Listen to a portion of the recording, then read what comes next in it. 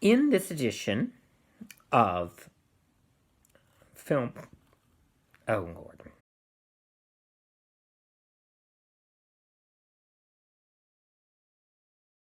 In this edition of my criticisms, we're going to discuss the most popular and most acclaimed of Eric Rohmer's 6 moral tales, or contes moraux, which is L'amour à l'après-midi, or Love in the Afternoon, or as it is called often, Chloe in the Afternoon, to avoid confusion with the Audrey Hepburn movie.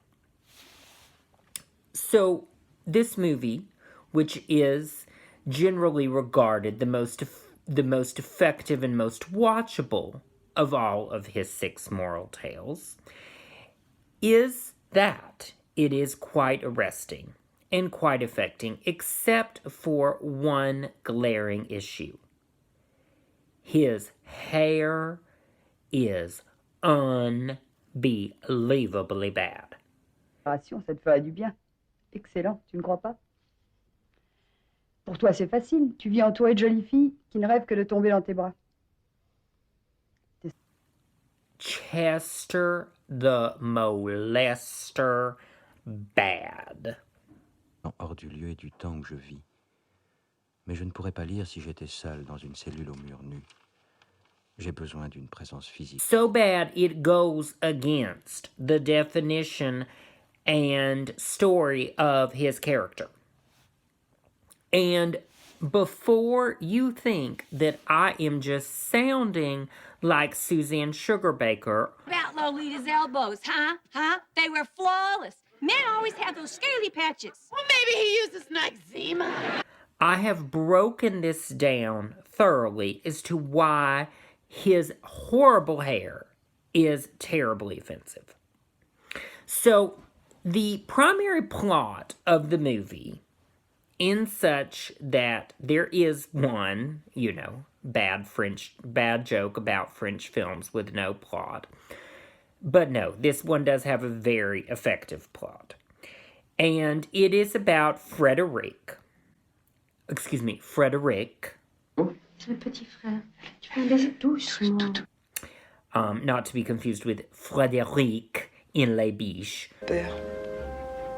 Je m'en vais tout de suite. Who is a successful businessman.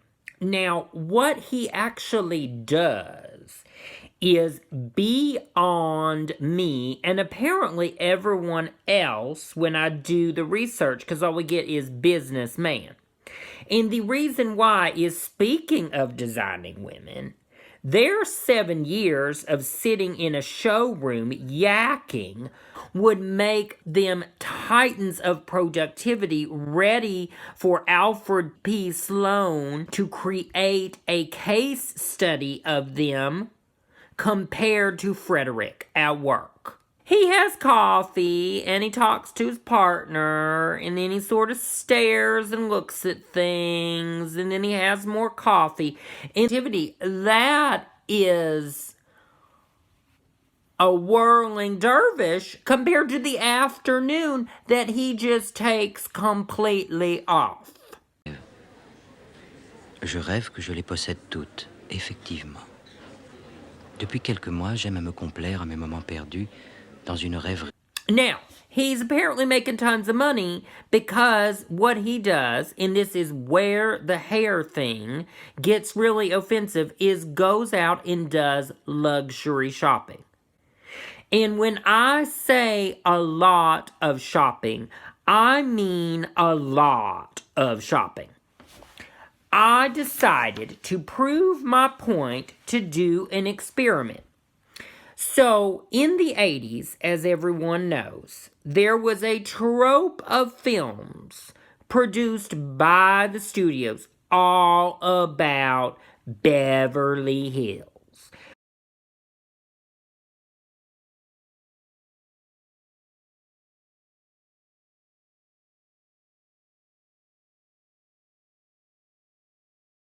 The apex of these films was the, at the time, unsuccessful troupe Beverly Hills. Neffler's life was a symphony of spending. This one. Out. I'll take the rest. I started my new meaningful life today. And I bought a whole new meaningful wardrobe. I decided to take the amount of time Shelley Long's character, Phyllis Neffler, who is a bored, shopping, and lifestyle-obsessed Beverly Hills socialite, spends shopping compared to the amount of time this rich, successful man who actually doesn't have to do any work spends shopping. So, shockingly, Troop Beverly Hills is actually 9 minutes longer than the French film. I know. I was amazed too. And so it is 1 hour and 46 minutes. Now, the next shocking thing is Phyllis Neffler's over-the-top, label-included, name-dropping shopping time, including buying Girl Scout uniforms, and including getting the uniform customized. So the amount of time that she was either in a boutique or store selling clothing of any type, getting her clothing redone by her personal designer, or even carrying shopping bags, or even a montage of the store labels. This was only 3 minutes and 18 seconds, or 3.14% of the movie. In contrast, the amount of time that Frederic spends shopping in Paris is 12 minutes and 33 seconds of a movie that is 1 hour and 37 minutes. That is 12.7%. Now, to be fair, considering that Troop Beverly Hills is a bad, bad movie, and Chloe in the Afternoon / Love in the Afternoon is considered one of the important pieces of the modern art film canon of excellence, we will go ahead and include the cookie montage to give Chloe in the Afternoon an unfair advantage. Now, gather round you, friends of mine. The world and its girls and its cookie time.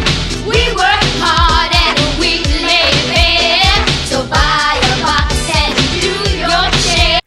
so even with that, it is still only 6.79% of the film. Again, that is almost twice the amount of time spent in boutiques or actively shopping by Frederic in Chloe in the Afternoon. These are the same luxury stores that Phyllis Neffler is shopping at in Beverly Hills because the salespeople are so solicitous. French service people are friendly if you catch them in the right mood. And if you don't catch them in the right mood, he has no excuse for having repulsive hair. If he is going to spend that kind of money on his turtlenecks and his get-ups, and he has nothing to do all morning, and he even has a giant mirror in his luxury office. Clientèle de gens qui déjeunent à des heures invraisemblables. Toi, tu pourrais pas t'arranger pour être un peu libre en fin d'après-midi? Where he sits around, and his hair still looks bad. I think it's enough to make a movie about it.